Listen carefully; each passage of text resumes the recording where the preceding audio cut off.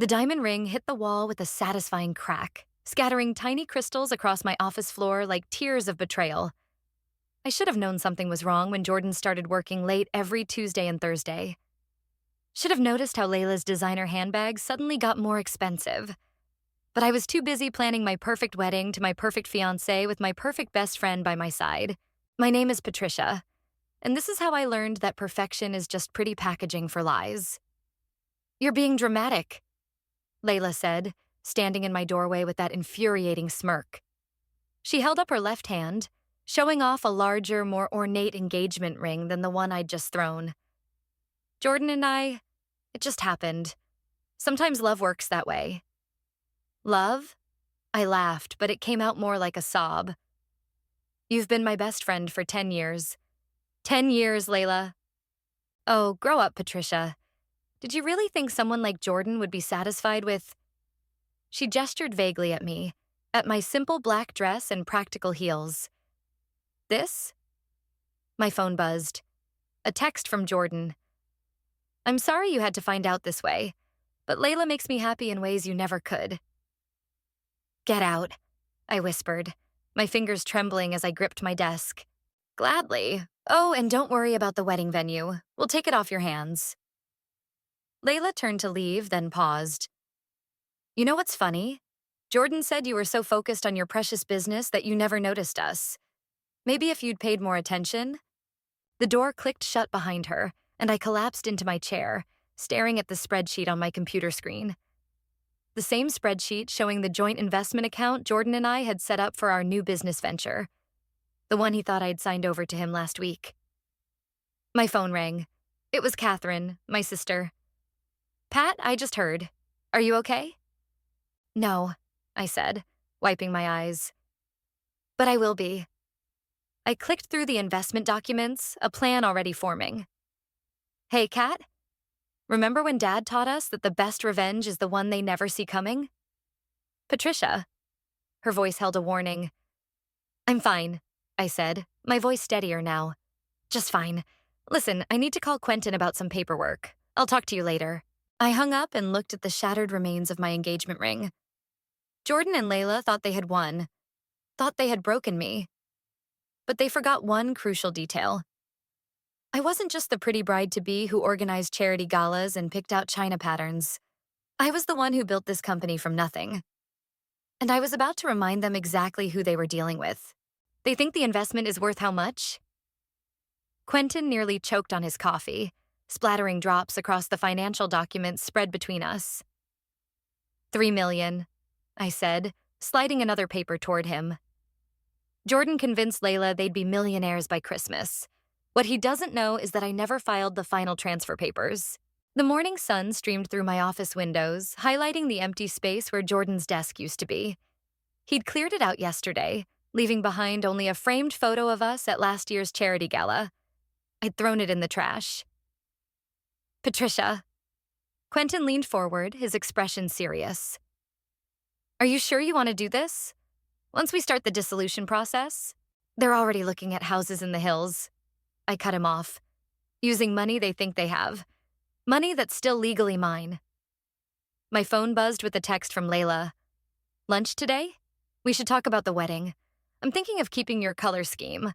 Hope that's not awkward." I showed it to Quentin, who whistled low. "That's cold.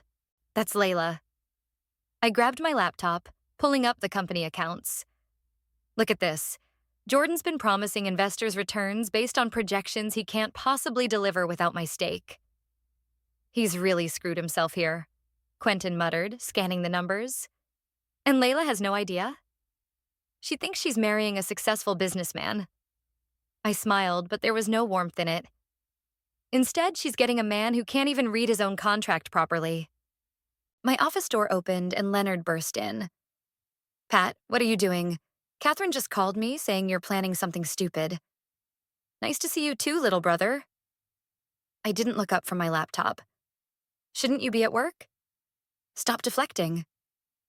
He grabbed a chair, joining our impromptu meeting. "You can't destroy someone just because they hurt you." "Watch me." "Pat, they deserve this," I snapped, finally meeting his eyes. You didn't see them, Leo. They laughed at me. Made plans for my wedding venue. My venue. Quentin cleared his throat. I hate to interrupt, but you need to see this. He turned his tablet toward me. Jordan just tried to access the main investment account. When he couldn't, he called the bank. They're going to figure this out soon. I took a deep breath, straightening my spine. Good. Let them panic. I picked up my phone, typing a quick reply to Layla. Lunch sounds perfect. The usual place at 1? Patricia, Leonard warned. Don't do this. But I was already signing the dissolution papers, my signature flowing smooth and confident across the page. Too late, Leo. The game's already started. I handed the papers to Quentin. File these immediately. Sometimes the best revenge isn't served cold. Sometimes it's served with a smile and a side of financial ruin. I slept with Jordan. Catherine's words hit me like a slap across the face. We were sitting in her kitchen, the afternoon sun casting long shadows across her marble countertops.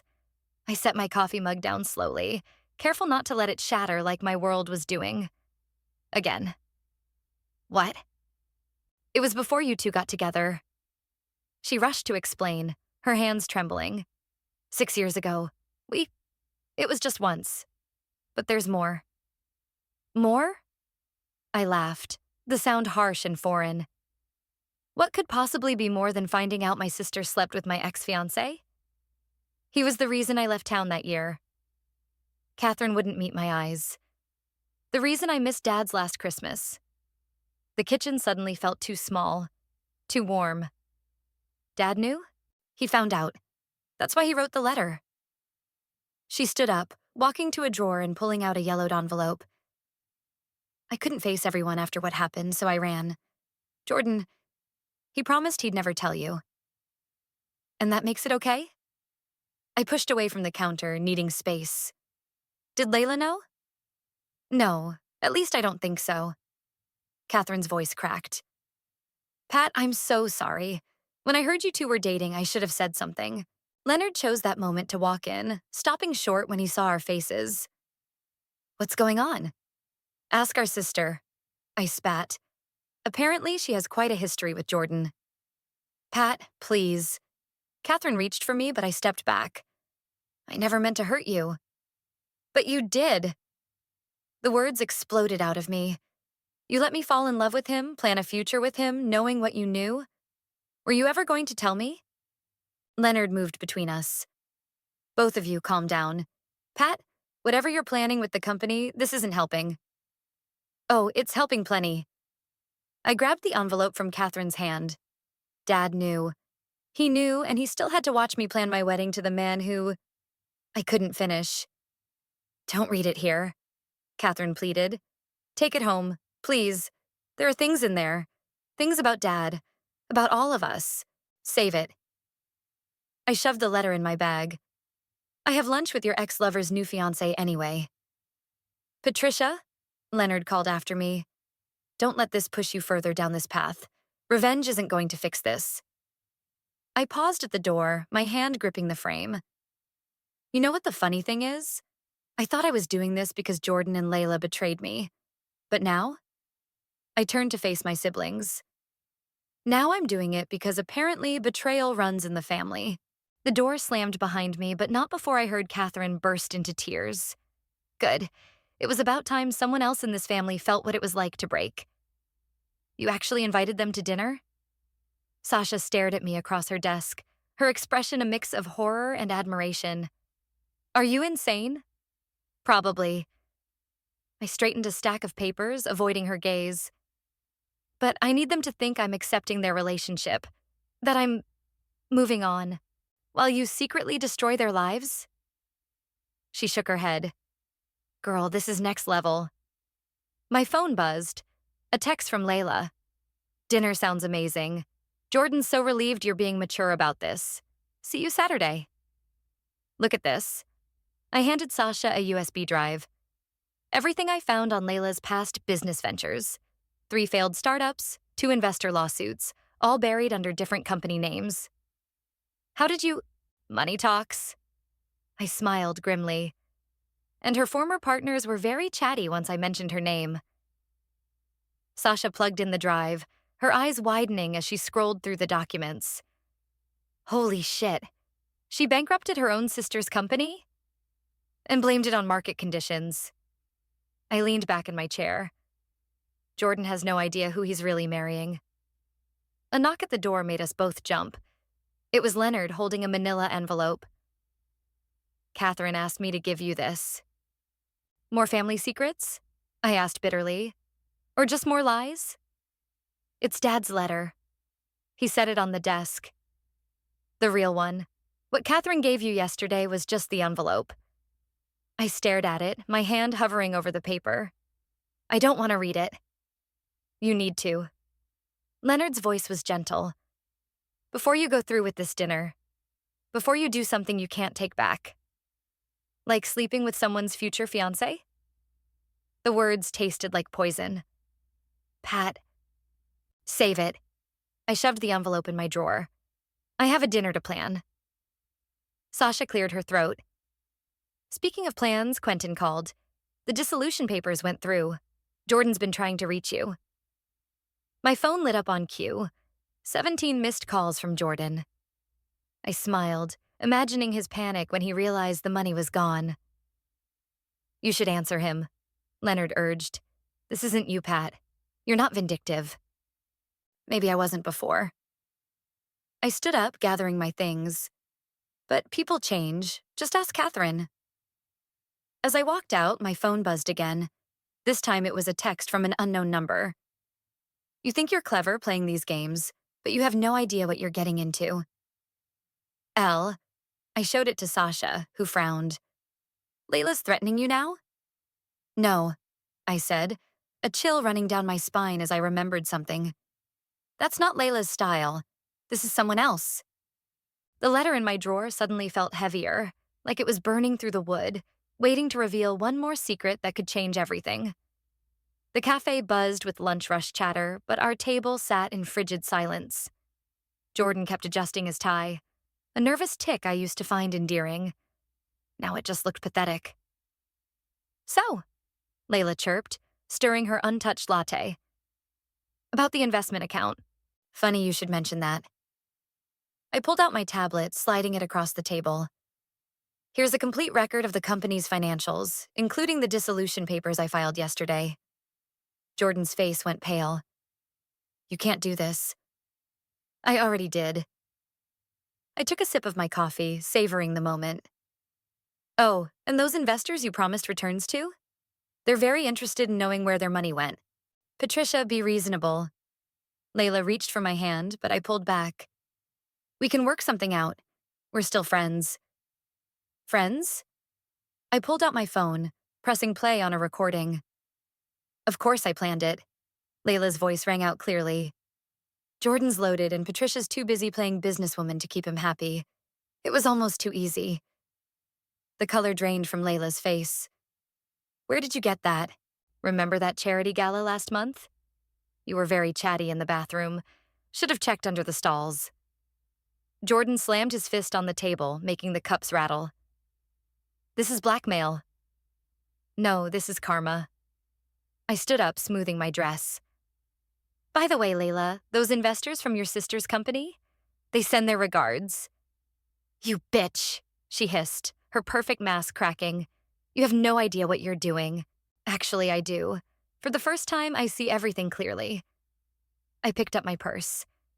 Including how you two deserve each other. Jordan grabbed my arm as I turned to leave. Patricia, wait. There's something you don't understand. About your father. I yanked free. Don't you dare mention my father. He knew things. Jordan's voice dropped to a whisper. Things that could hurt a lot of people, including Catherine. The cafe suddenly felt too small, too crowded. What are you talking about? Ask your sister about the real reason she left town. His eyes held something I'd never seen before, fear. And read that letter before you go any further with this. Is that a threat? It's a warning. He stood up, helping Layla gather her things. You're playing with fire, Patricia, and you're not the only one who's going to get burned. I watched them leave, my victory turning to ashes in my mouth. My phone buzzed. Another text from the unknown number. Time's running out. The truth won't stay buried forever. The letter in my bag felt like it was burning a hole through the leather. Whatever secrets it held, whatever truth Jordan was hinting at, I wasn't sure I was ready to face it. But I was in too deep to stop now. They're saying what? I stared at Quentin across the conference room table as he pulled up email after email on the projector screen. That you embezzled funds, he said grimly. Jordan's been contacting all our major clients, claiming you've been cooking the books for years. My hands shook as I scrolled through the accusations. Fraud, money laundering, tax evasion. Each claim more outrageous than the last. It's all lies, I whispered. Of course it is. Quentin squeezed my shoulder. But lies can do damage. We've already lost 2 accounts. My phone rang. Catherine again. 7th time today. I declined the call. You need to talk to your sister, Quentin said softly. Whatever's in that letter, don't. I stood up, pacing the room. I can't deal with family drama right now, not when everything I've built is under attack. The door burst open. Leonard rushed in, out of breath. Pat, turn on the news, now. Quentin grabbed the remote, switching to the local business channel. My heart stopped as Layla's face filled the screen, tears streaming down her perfectly made-up face. Deeply concerned about the company's finances, she was saying. As Jordan's fiancé, I felt morally obligated to come forward.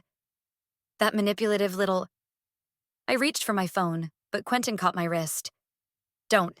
That's exactly what they want. She's destroying everything. No. Leonard stepped forward, finally pulling out a wrinkled envelope. Dad's letter. You're letting them destroy everything. Read it, Pat. Please. My hands trembled as I took the envelope. Why is this so important to everyone?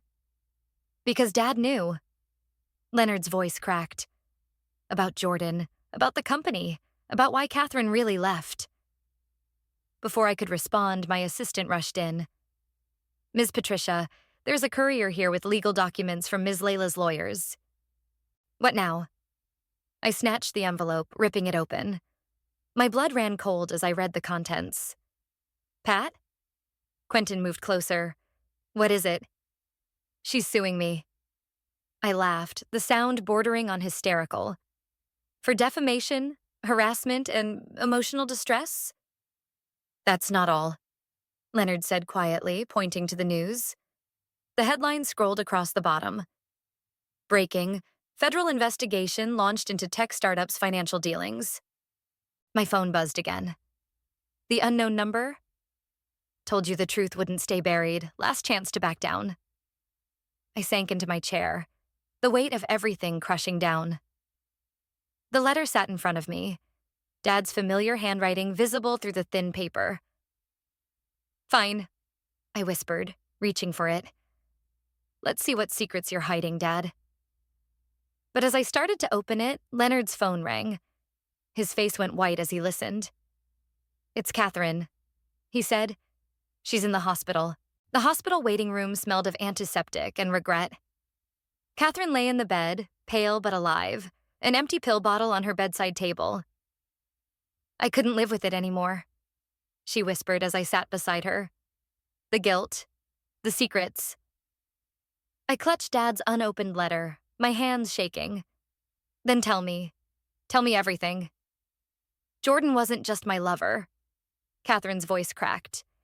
He was Dad's informant, the company. It wasn't what you thought. The door opened. Jordan stood there looking haunted. She needs to know, Catherine. Get out. I stood up, but Leonard grabbed my arm. Let him speak, my brother said. I've known for months, since I found Dad's original records. Jordan stepped closer. Your father's company was being used to launder money. When I discovered it, he begged me to keep quiet. Said he was being threatened. You're lying, I spat. Catherine reached for my hand. He's not. Dad got in deep with some dangerous people. Jordan helped him hide the evidence, protect us. That's why... She swallowed hard. That's why Dad made you the face of the company. You were clean, above suspicion. My world tilted sideways. The dissolution papers I filed exposed everything, Jordan finished. That's what I've been trying to tell you. The federal investigation isn't about current fraud, it's about Dad's old dealings. My phone buzzed. The unknown number again. Check the news.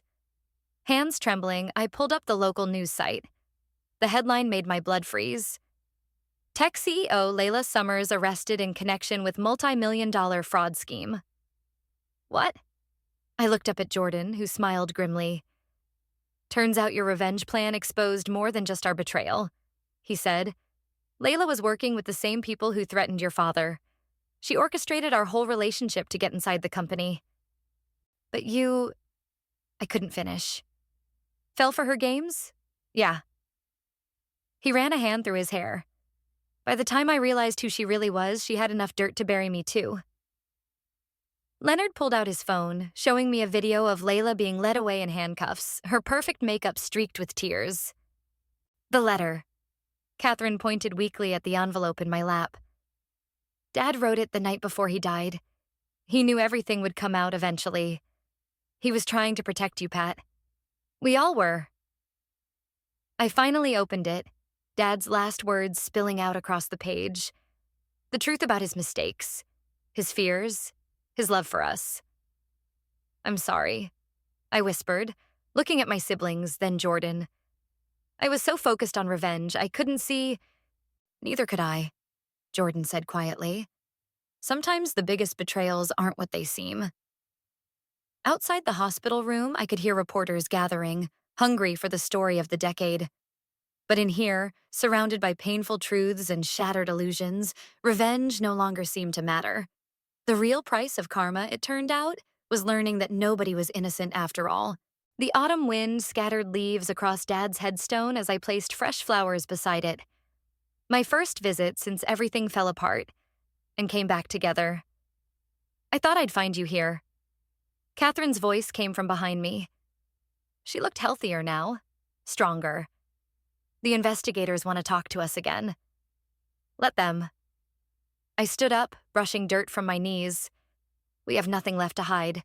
Layla's taking a plea deal, she said, falling into step beside me as we walked through the cemetery. She's naming names, big ones. My phone buzzed. Quentin. Board meeting in an hour. The vote's today. Ready to rebuild? Catherine asked, reading over my shoulder. Had to sell half the company to save it, I admitted. But at least it's clean now. Legitimate. We reached the cemetery gates where Leonard waited in his car. Through the window, I could see Jordan sitting in the back seat, clutching a folder of documents. Still feels strange, I said, working with him to fix this mess. He's not the enemy anymore. Catherine squeezed my hand. None of us are. Jordan stepped out, his face solemn. The prosecutors want to close the case.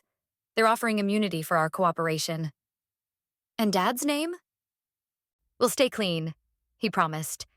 The official record will show he was another victim. Leonard rolled down his window. That's not all. Tell her, Jordan. The money Dad was protecting? Jordan handed me the folder. It's been traced. Once the case closes, it gets released. He left it all to you three. I leafed through the papers, numbers blurring before my eyes. This is enough to start over, Catherine finished. The right way this time. My phone buzzed again. A final message from the unknown number, now identified as one of Layla's co-conspirators. You won. Your father would be proud.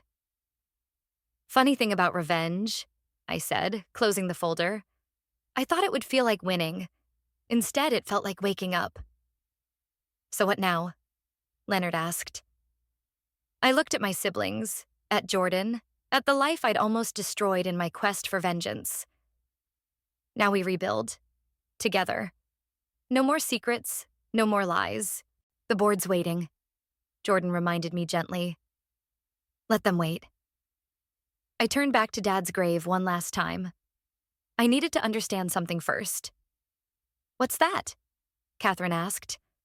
That sometimes the best revenge isn't revenge at all, I smiled, feeling lighter than I had in months. It's letting go and moving forward.